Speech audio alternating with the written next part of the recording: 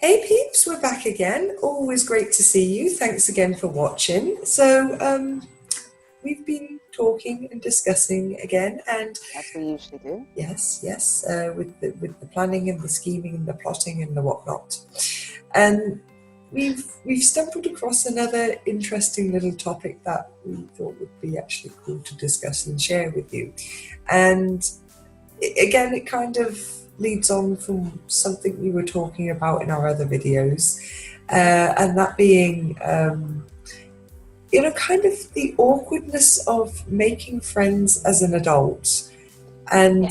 certain complications that social anxiety can kind of come into play and kind of screw you up a little bit. A little bit. And We'll talk also, about the root cause or some possible root causes of said social anxiety. So, you want to start this one off, Annika? Yeah, I've made some notes. Should we start with just making friends as adults? We'll just go in with that one. Yeah, because that's also a subject that you see quite commonly spoken about, especially online. Yeah. That once you kind of get into your mid-20s, maybe pushing your 30s, and the older you get, it tends to get harder to put yourself out there and Yeah. make It new really friends is. and meaningful connections. It's And something I've noticed in my mum, actually. mm, I being not of understanding as I was for a few years ago, I'll say about 10 years ago, when I was a lot younger and less wise, I would look at my mum, mm, and she's a very isolated person these days. She had friends, she had quite a few friends, and then one by one those friendships left, and really the only friend she actually has left is me. She always says that I'm her best friend, and she just doesn't go out, she doesn't socialize with anybody. And I always sort of looked at that and went, I don't want to be like that. I don't want to be like that. That's very lonely, that's very isolating. And I'm finding I'm actually doing the same things now. So my perspective has changed on my mum as to why this happens. Well, I don't know if you've actually noticed, but it's a lot more common than you would actually think, because I've actually read, I don't know if you've seen them, that there is actually quite a high prevalence of social isolation, especially in the United Kingdom, and it was actually given the title Alien Nation because Really? yeah, I'll have to put the link up maybe in the description, but I'll Yeah, send yeah. it to you if I can find it. And it's basically how it's such a big problem where people are finding themselves more and more isolated and shut off, and they simply do not know how to reach out. They don't know how to start to make these connections again, where to find them, where to go, how to do it, because And especially with the internet, it's so much easier to reach out over the internet these days and make friends that way. I mean, yeah, and there was a song. Oh God, who done it? I think it was Placebo, and we were always laughing about it. You know the song Yeah, I'm yeah, talking yeah. about. That I've got too many friends in too many places. That it's such an emo song, but But it's true. It's so true. I mean, as most of my friends do not live nearby. And me and you, we have these little discussions over the internet. And my mum doesn't even have that. no. So yeah, it's just something that I noticed that was quite, I just always, I didn't quite understand it until I got older and realized actually I'm not very good at making friends. And this How do whole I do social that? anxiety thing. Yeah, how? How does one go about picking a human and doing stuff with them?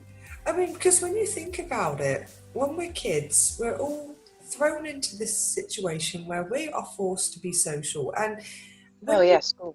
when you kind of look at how we are as adults versus how we are as children, or even when you're there as an adult watching children interact with each other, there's kind of like this very low barrier, low ego. I mean, kids are the most, well, they are as real as it gets. Yeah, they're open, they're honest, because they haven't been programmed with judgmental attitudes and thoughts. Well, this is sort of, kind of. You know what I mean? Yeah, I mean, they have a much thinner filter, especially when it comes to ego. Oh, I yes. mean, let's face it, kids can be cruel. They can be rather They don't mean it maliciously most of the time, though. Sometimes. No. The really young ones. Oh, yeah. When Okay. they look at somebody disabled and stare and go, "Why has that woman got no legs?" They're not meaning it maliciously. Yeah. Okay. See what I Maybe mean? I'm thinking of maybe Oh slightly yeah, older. Yeah, it's just. But we're talking about 5 and under kind of thing. Yeah. Yeah. Really little kids, they don't have this maliciousness in them because it's not been programmed into them yet. You know, they just see what they see and they say how they see it, kind of thing. and then you get the mums or whatever saying, "Don't say that, that's rude," and without really saying why that's rude. So it's just one of those little things that goes into the mind going, well, I can't say what I see, I can't say the truth type thing, because apparently that's rude. You know, that kind of thing. Yeah. So we're instantly being coached on social etiquette whilst completely losing that honesty in ourselves, and that's when we kind of get a little bit lost along the way. I mean, in one sense it's good. I mean, because if you are saying rude or inappropriate things, you do need to be checked. Yeah, but at the same time you kind of lose yourself a little bit and start censoring yourself. And especially if these things haven't exactly been explained why it's rude or why you shouldn't point things out to people, you know. I mean, that's something I've always done with my 2 daughters, is if I've had to check them like that and say, "Oh, don't stare," or whatever, I will just sort of sit down with them a bit later on and explain exactly why that, you know, that is the case, or perhaps just think things first before they come out of your mouth, which I know you and I struggle with. We still struggle with. But yeah, the things like that can cause social anxiety in adults and things, because it sort of builds up now and again. You know, it just, the more things like that happen, the more it gets into you that there's certain things that you are just not allowed to say, you're not allowed to do, and you can't really be yourself. And if you are judged for it, or punished for it. Or I mean, I'm not saying point at everybody and go, oh no. No, but if there's genuine curiosity, what's the harm in asking about things? Or I don't know. It's weird. Well, because that's also goes hand in hand with the other things that we have discussed, and I have also said before. And this is how taboo subjects are born, essentially. Yes. Because we are taught to not pry, to not ask questions, but on the other hand, there's kind of a double standard where, but you've got to be open, you've got to be understanding, you've got to, you know, try and understand where that person is coming from. But it's all kind of a hollow lesson. Yeah. Because at the same time, mind your own business. And then they say, no, not like that. Yeah. So like that. there's instantly that confusion and conflict, and you're like, oh, what the fuck? And essentially you don't know how to react. No.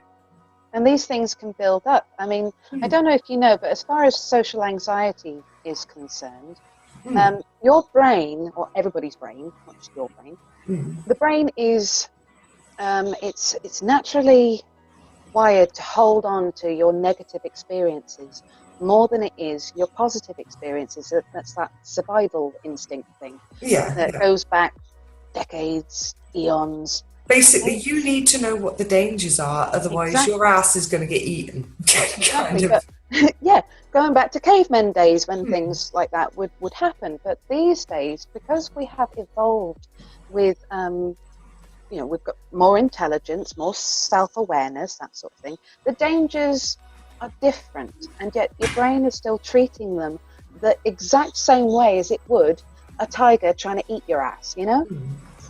So that's sort of where social anxiety and other forms of anxiety come from.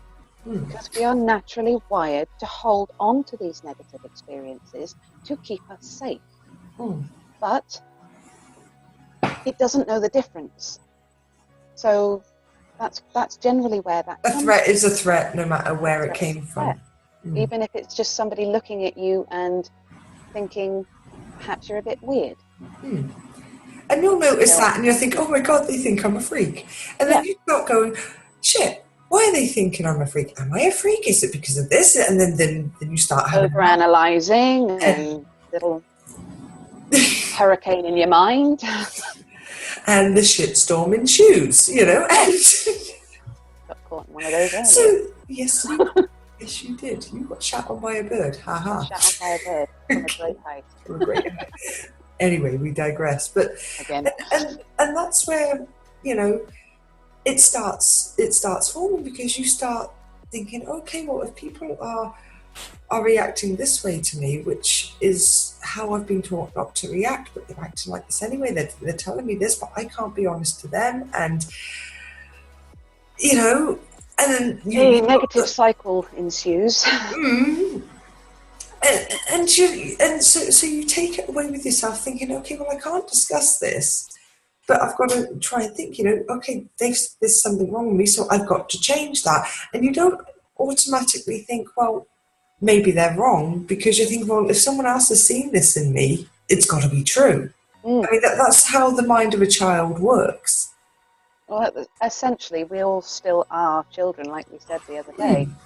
We all still have that in a child, and it's our ego that tends to get in the way of these connections we're trying to make. Not just us, but other people. Everybody has an ego, and that's one of the things that can cause the conflicts that we've been talking about, and the social anxiety problems as well. You know, it causes a lot of damage, really, if you can't take that mental step back and realize that your ego is getting in the way. And that makes it harder to make friends and keep and sustain friendships as well. And it's not just about making friends, it's about sustaining them. And not to mention trust, and building that trust and maintaining that trust, because, you know, trust is one of the key building blocks of any relationship. But it starts with friendship. Yeah. You know, it's one of those. Well, the only way I can describe it is how I feel about trust.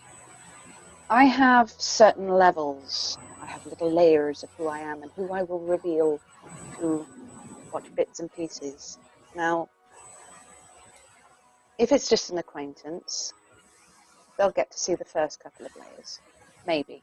Depending on if I've thrown out a little hook to see if they could handle something, and if they can't, then, well, you know, go no further. Yeah. But if they can handle it, well, they go on to the next couple of layers, and so on and so forth, until somebody like you and I, we know each other completely and we trust each other completely. But that, don't you think that's rare? It is. In I your was experience? actually, in my experience, I was actually thinking of something. And I was thinking of how many times in my life I have encountered people that I have completely laid the cards on the table with, and a little by little they've gotten to know me on a very deep and intimate level. And I think I can count those people on one hand, and it's not even full. No, I'm pretty much the same with that one.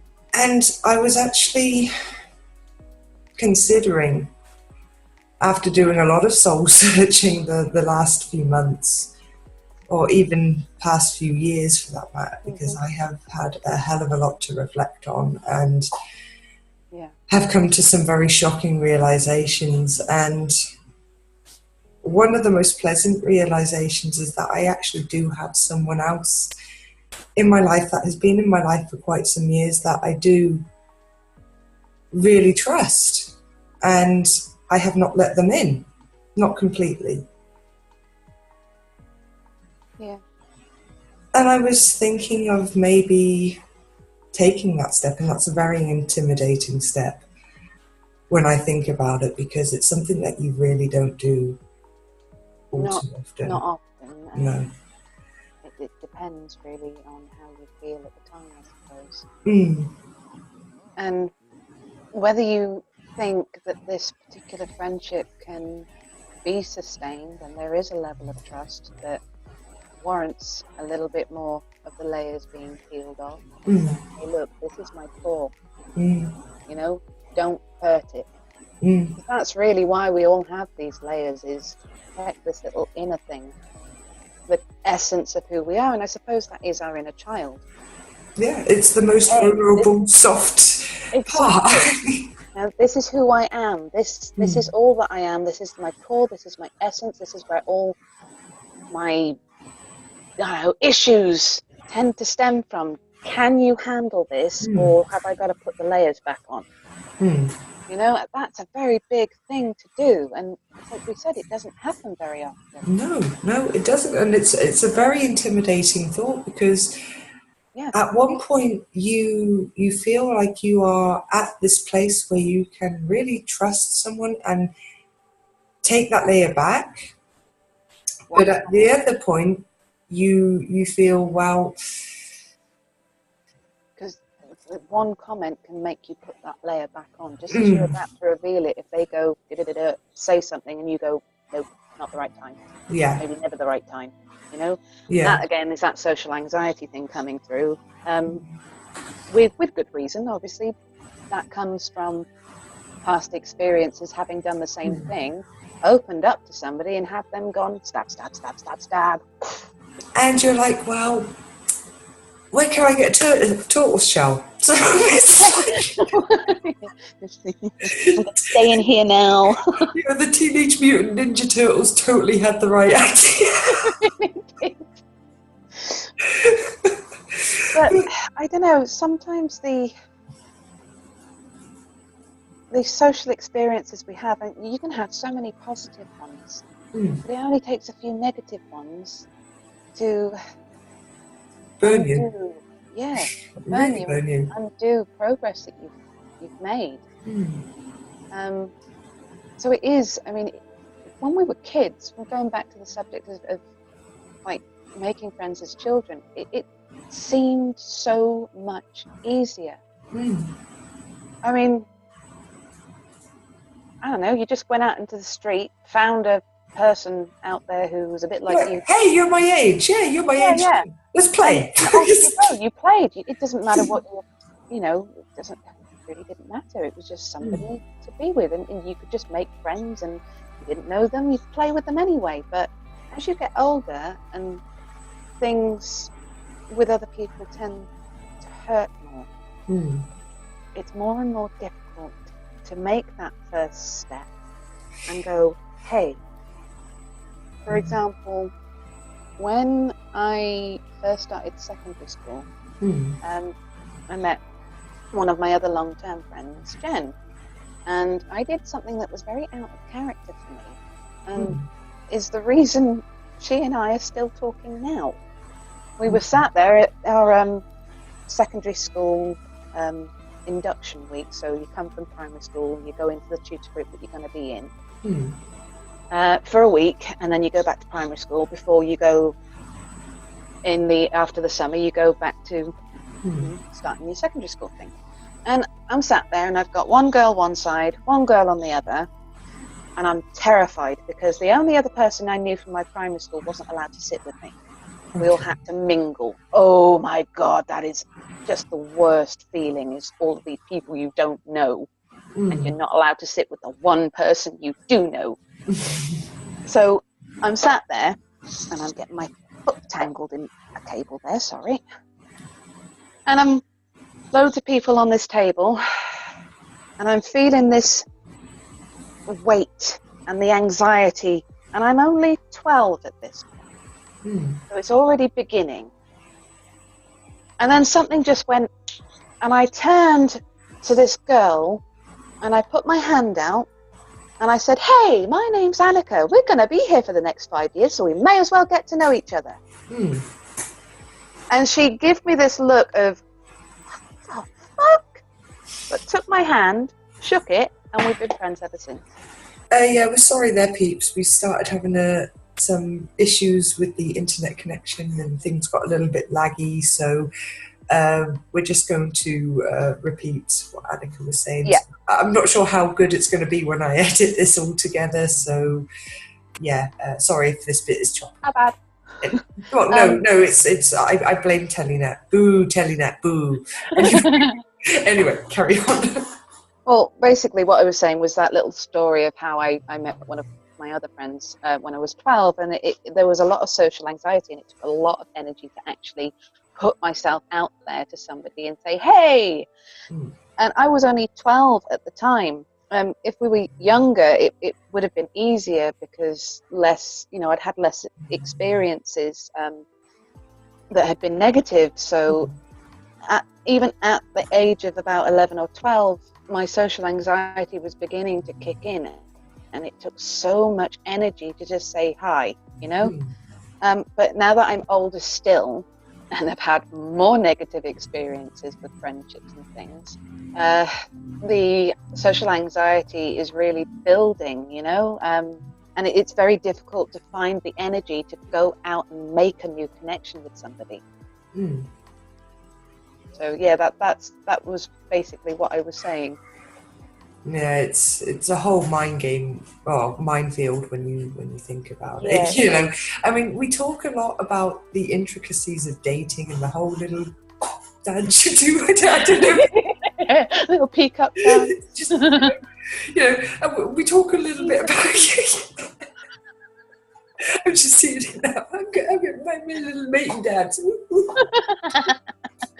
But it's something similar with friendships, isn't it? It's very similar. I mean, it was kind of something that I was reading up on and heard a little bit about. I don't know if you've heard the discussion or done any reading on about, but the 7 different levels of love, for instance.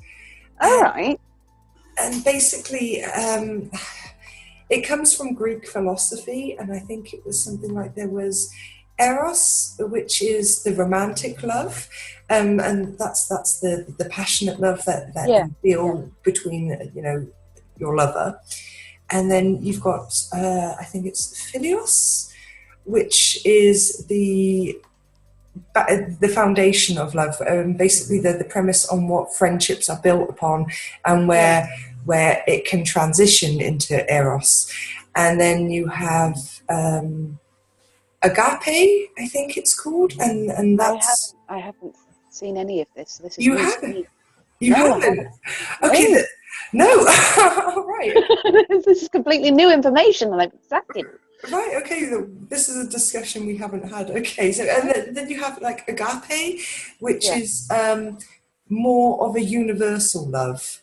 If I'm not mistaken, don't quote me on this. I'll have to do the reading again, because I could be way off with my facts here.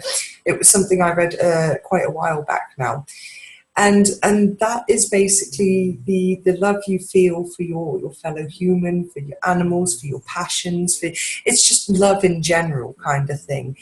And I always find that it's kind of interesting that in the English language we're very restricted with the word love, or in most languages. That is infuriating. That there is just no way to describe the different types of love with different words. It's just one word. But in Greece, in the Greek language, there is. I mean, I'll have to see the article, and we'll have to do a discussion about it. Oh, that'd be great. That sounds interesting as hell. And I completely forgot where I was going with this. You were saying about the universal love. Yeah, I know what I just said, but I forgot the point I was trying to make from that. I think it was something to shut up, dude.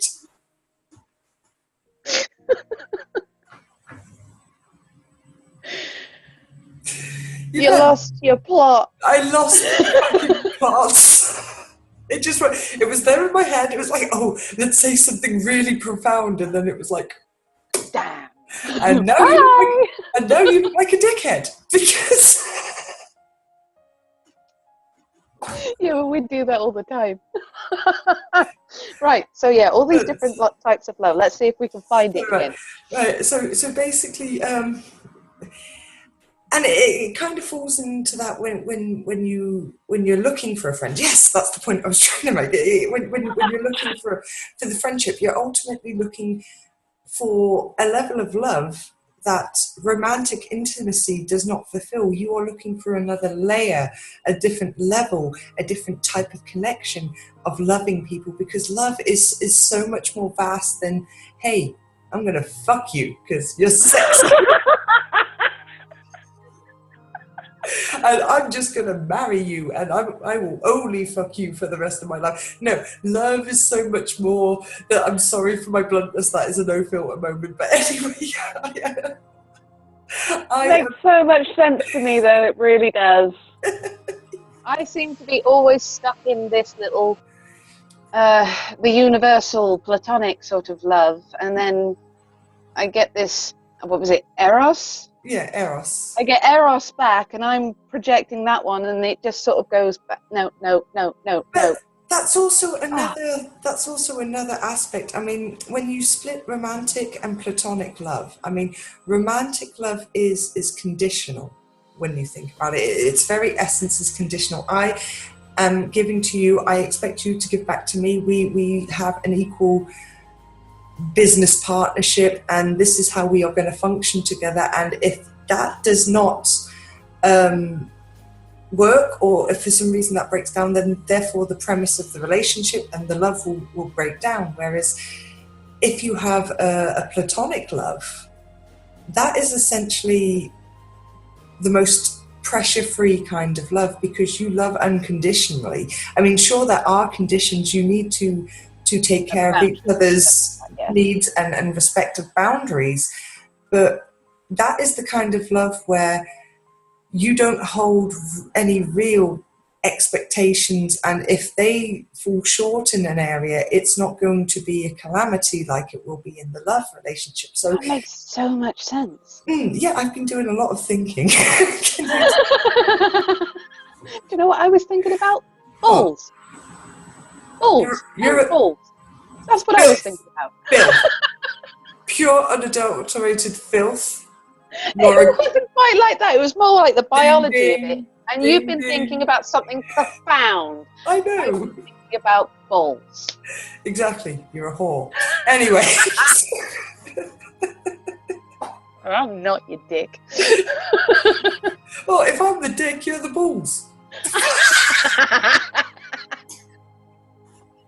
And that's why we're such a compliment, dude. That's why we're such a compliment. Oh, God. Oh, that's precious. I'm the fucking balls. As we were saying, though. Yeah, you keep throwing me off. God, I'm sorry. Stop it. I'm sorry. I'm on a roll. Okay, good. Keep going. I'll just go. What was I saying? Not balls. You were talking about yes, the difference between platonic and romantic love, right? And yeah, as I was saying, so basically, platonic love is something that is extremely underrated, and it's something that we don't even begin to consider. That's what we're looking for when we are looking to make those connections in our friendships. And we don't realize just how vulnerable that makes us, even if it's on a subconscious level, even if we realize it makes us vulnerable. And when you think about how strong friendships are formed, it is all about making each other vulnerable, exposing that core to the other person and saying, will you accept me for who I am, what I am, how I am? And if you are accepted, it forms that bond. And And the more you bond, the more you trust, the more you feel, okay, I can be my genuine self. I can lose this facade which society expects me to maintain. And I can be my authentic self in front of this person. And I love them for this. I want to love them for this. And I do love them for this. And you want it to be reciprocated as well. yeah, and that person to drop the facade. And that is what a friendship is at its core. Totally. You know, and anything other than that is nothing more than an acquaintanceship. Yeah. Which is something completely different in itself. And that is why, as adults, because we have grown this much tougher ego, we have grown to learn to put this facade on. We have grown to put on a face that is socially acceptable so that we can, quote unquote, function.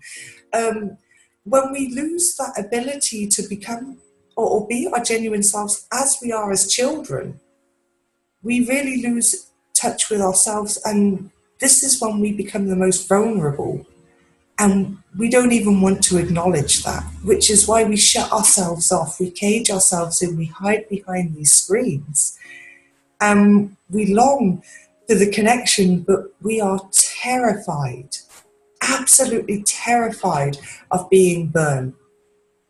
Dude. What? Dude. What? You just gave me a fucking intellect-gasm right there. Blew my fucking mind. Okay.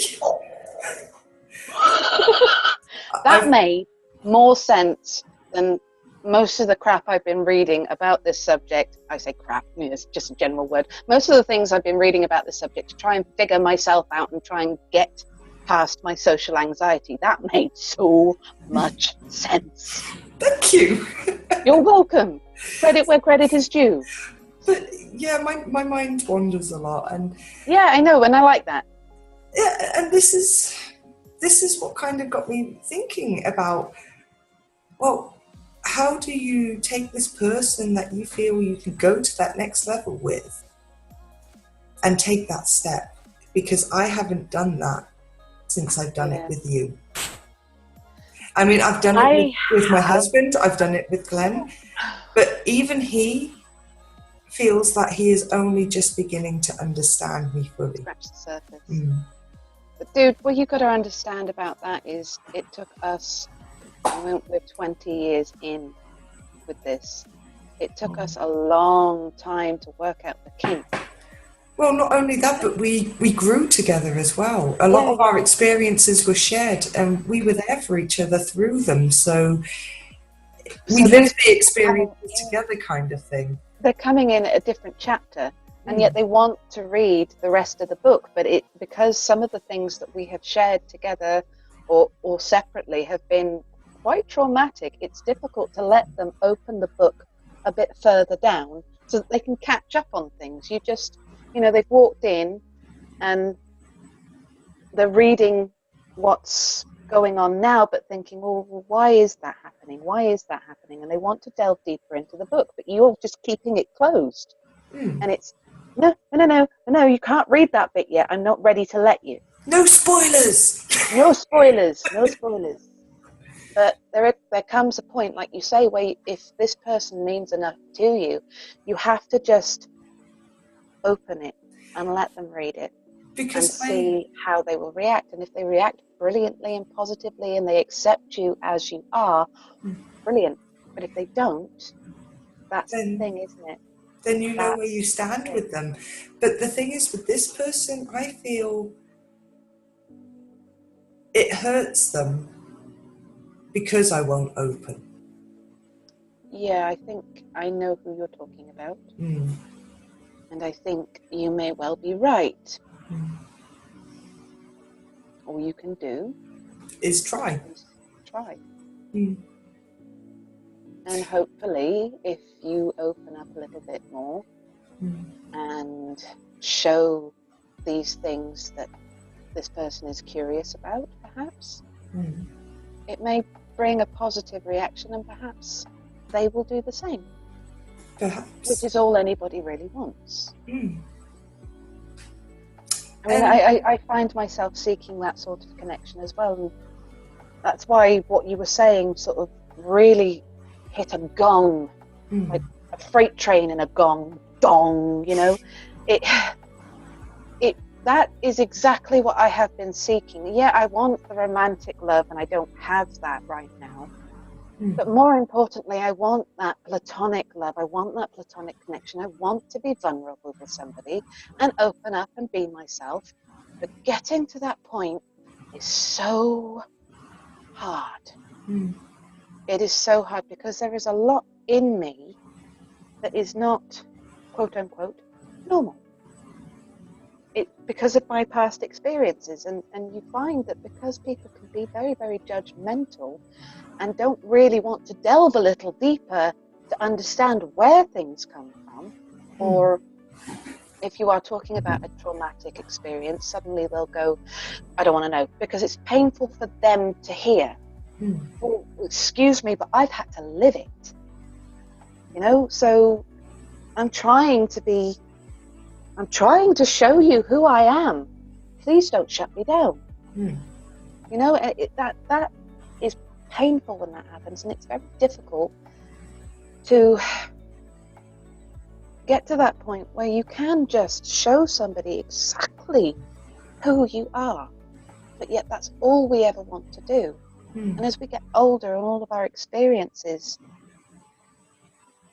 they cloud us with those voices that still echo from our past of negative experiences, you know.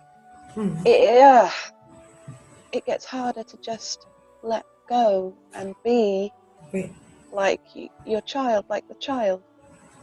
Yeah? Go. Sorry about that, guys. We thought we were getting another interruption and we kind of got thrown off again. So where were we? We were talking about revealing oneself, the inner core and everything, you know, platonic wise, you know, that's all anybody is ever really seeking, is to be authentic with another person, have them be authentic with you, have them be real with you. But because of negative reactions to something very deep and traumatic inside you, sometimes it can be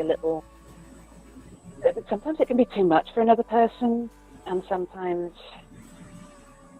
they'll accept it, but yeah, it's just holding out who you are and saying, look, this is who I am, this is where everything comes from. Do you accept me or do you not? You know? And that's pretty much what any strong friendship is really based on. It all boils down to that, and whether we realize it or not, that's ultimately the connection that we are so desperately craving. Yet linguistically, we are so limited, which is a whole other headfuck. Yeah. And that's where I think we kind of get confused, because we don't know how to express ourselves. So if we don't know how to express ourselves, how can we begin to even process it, to put it into words, to put it into thoughts, to put it into actions? I mean, as hippie as it sounds, it all boils down to love. Yes. Yeah, I totally agree with you. It really does. I mean, John Lennon sang, all you need is love. Well, okay, you do need air, you do need food, but essentially what you need is love. Be that platonic, be that romantic, be that parent to child, be that, you know, just dog to you, you know. You're just seeking connections with people. And as you get older, and, you know, I've said this already a couple of times, the negative reactions to various things can make it that much more difficult to open up again. And especially, as I've mentioned, like the voices of the past, that little negative voice that you have inside your head. I've been telling this to a few people recently. That little negative voice that you have in your head that tells you you're not good enough, that tells you people will judge you, that tells you people don't like you, they won't like you. You're fat, you're ugly, you're not talented in something Your inner bully. Yeah, your inner bully, those critical voices, those are not you. Those are not your voice. Those are voices of people from your past that have been deeply ingrained into you, because like I said, you hold on to these negative experiences. That voice is it's like a collection of every time somebody has said to you something horrible and criticized you for no reason and brought you down. But you hold on to it, and you do this to yourself. You do it to yourself in the end. And again, that's another social anxiety thing, and it's another anxiety thing in general. You end up doing this to yourself because of what other people have done to you, what other people have said to you, and how much damage they have caused, and you hold on to that. So we were talking about mindfulness in one of our other videos. Sometimes it's a good idea to take that little mental step back and talk to this voice, this little negative voice inside your head. Acknowledge it. Say, okay, fair enough, I understand that's how you feel, but I'm going to do this thing anyway because I have to, because I need to, and I acknowledge what you're saying to me, but I need to do what I need to do. And give yourself a little cuddle, and then take a few deep breaths, and you know, it's difficult for me to try and put, like you were saying, it's difficult for me to try and put what I'm thinking into words sometimes. But yeah, you just, those voices will always be there. Those little negative things will always be there in your mind, but if you can make peace with them, talk with them honestly, talk with yourself honestly and openly. Well, I guess what you're trying to say is, rather than ignoring them, because as we were saying before about our inner child, if you ignore a child, they will simply scream louder, and they will find more creative ways to grab your attention. So rather than saying, shh, I don't want to know, how about, okay, let's hear your problems and talk it out. That's basically what you need to do to yourself. And then give yourself some logical counter arguments type thing. Like, if your inner voice is saying you're fat, it's like, well, okay, I acknowledge what you're saying, and perhaps I have put on a little weight, but I can always lose it. But that does not mean that I am not worthy. It's just a little padding. Yeah. Or if it's saying... it's room for improvement, basically. Yeah. If it's saying you're not good at... well, I like singing. If it's saying you're not good at singing and nobody likes your voice, well, okay, but I'm not singing for other people. I'm singing for myself. So even if I'm tone deaf, does it really matter? No, as long as that action brings you joy and some sort of fulfillment. That is why you take these actions. And whether you're doing it for yourself or you're doing it for others are two different things. And if you are doing it for others, you're certainly not going to do something you're not good at. You're going to be doing your best for someone. And that's two different things, you know. And yeah, it's all about being authentic. You've got to be authentic to yourself. You've got to be authentic to others, but you've also got to be mindful of what others may need. Yeah, very much so.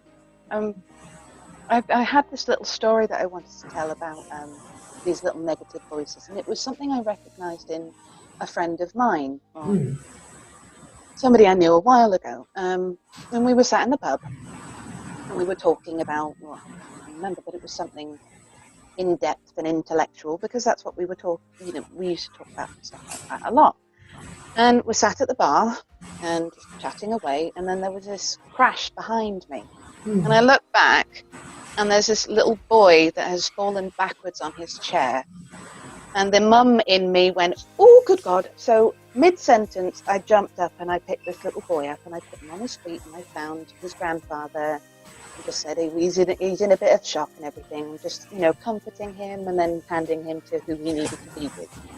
Went back to my friend, sat down and went, oh, sorry about that. The mum in me went a little bit, you know. And he said, he looked at me and went, you shouldn't mollycoddle him. And I just... Sorry again, peeps. As you can see, I've had to have a change of location because, my husband arose and decided we wanted to use the TV, so I had to move. Had to move.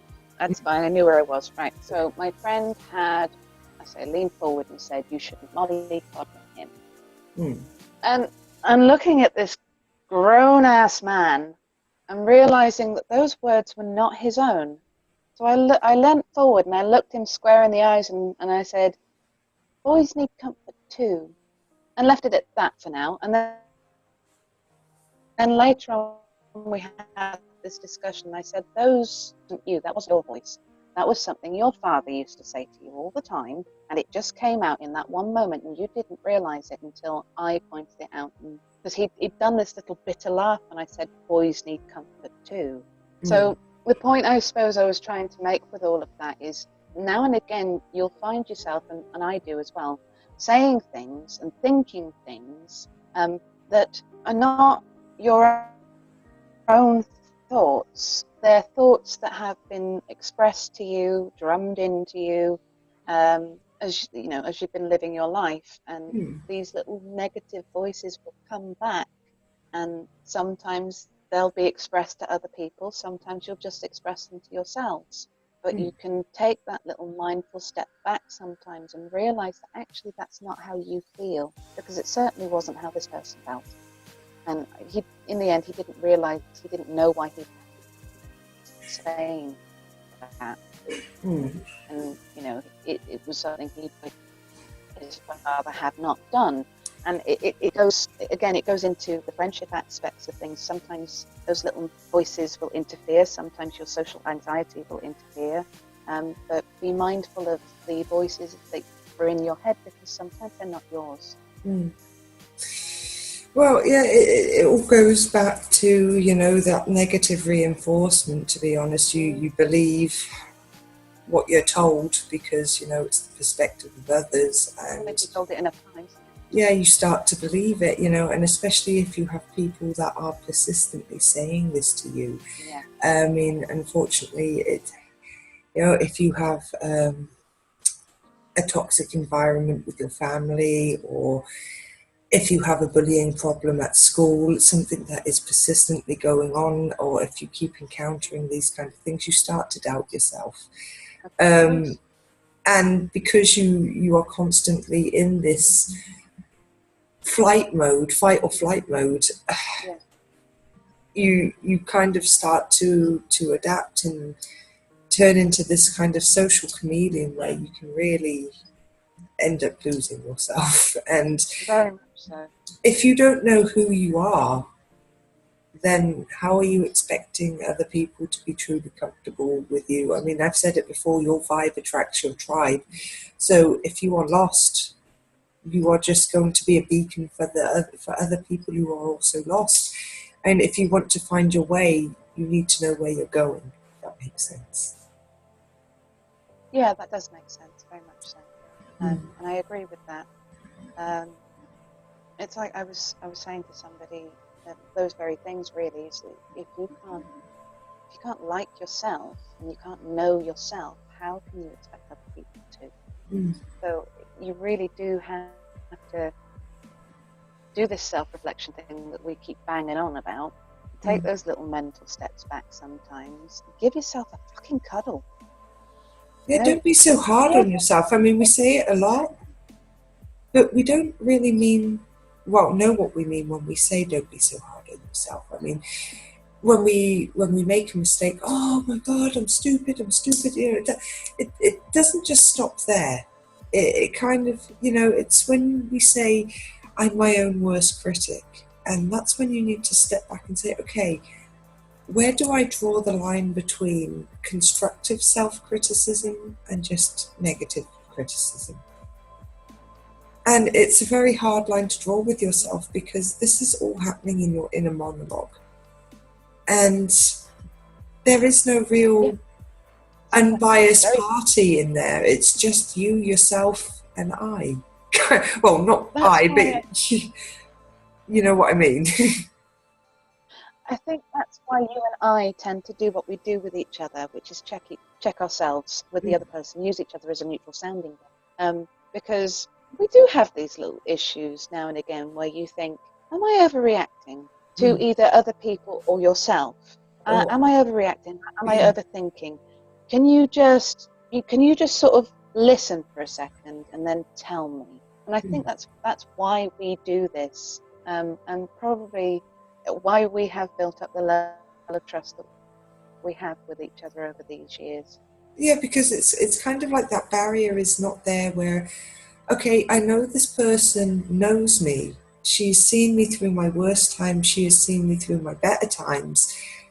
So she understands this situation as good as anyone outside of myself can. Yeah. So you are the next best thing to checking my own self. Your inner monologue, yeah. Yeah. So, because, and I found that generally you have never really steered me wrong on those things. I try not to. No, you don't, because you're always very fair, because you're like, yeah, dude, as you said before, you're being a dick, or no, you're not being a dick. You're actually more justified than what the fuck are you being so down on yourself for, and giving you that little slap when needed. And also that other line that we have both used on each other. Hold up, let me be your voice of clarity. We have said that to each other so many times over the years. And at that point, when that line is said, it's almost like a trigger, and we stop dead in our tracks and say, okay, now I'm going to listen. We've programmed ourselves. That's kind of funny. Yeah. It is. I mean, again, it goes into being able to analyse ourselves after being, after recording these things and taking that further step back and going, that's also why we enjoy doing these videos as well, because we are learning so much more about ourselves. And and it's just so finding it very, very helpful. Because you and I tend to have this natural lie detector thing. Because we read people so well, because we observe people, we read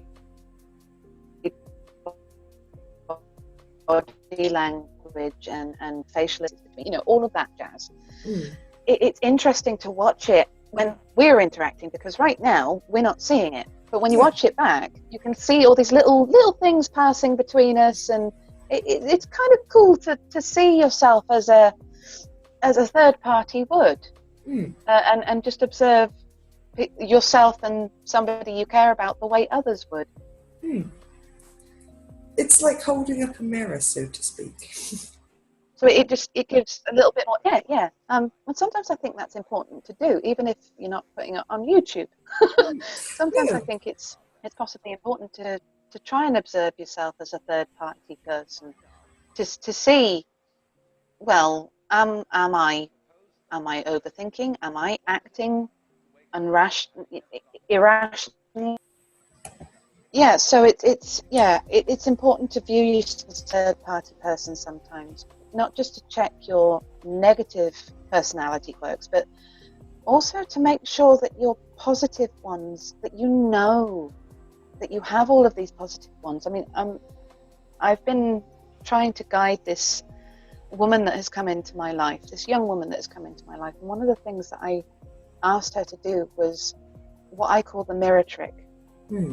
And that's so that you look into the mirror and you imagine that you're a person that you know absolutely loves you, honestly, doesn't want to bring you down, doesn't want to hurt you, and you start speaking to yourself either out loud or in your mind as excuse me, as this person would. And when I've done it, I've used you a lot, because I know full well that you're going to tell me the truth. So you allow yourself to speak to yourself as this person, and this person will tell you everything they love about you and everything that they admire about you. And it's to boost self-esteem, but also to promote self-love as well. Because if you can find that one person in your life that doesn't lie to you and loves you unconditionally, even though you can be a dick, and you have all of these issues, it can help you repair some of the wounds that you have in order to go back out into the world and make these new connections. So that's something that I've been asking this young lady to do, and it's something that I have had to practice myself. And when I first came across it, it was a sort of a hypnotist called Paul McKenna. It was a tip he'd given, so that's nothing I did. I didn't come up with that. It's just something I found. Hang on. Okay, I swear that is the last interruption of the video, because now, in between, like, yeah, if it's not the interwebs, it is the husband. The husband. Or the dogs. And it's like, and now I'm at that, look, it's driven me to drink. Oh no, no. Good beer. Mm. I don't like beer. That's because beer in England is shit. Sucks, yeah. So, as we were saying, yeah. I have no idea what I was saying, but, you know. I think something like jizz chasms. Yeah. That was off camera. Oh, yeah. Oh, shit. That was off camera, you fucking dumbass. And that was your husband's fault.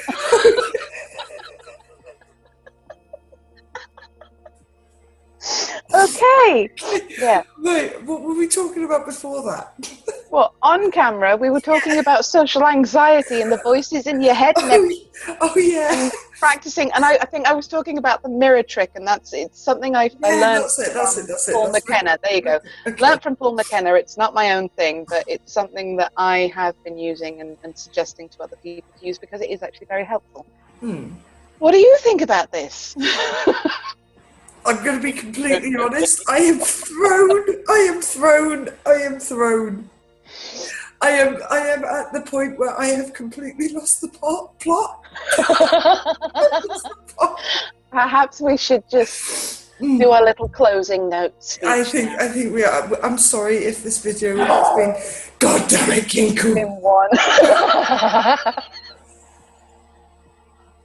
It's actually been one of those days, so we do apologise if it's been a little bit more erratic than usual, but yeah, things have happened.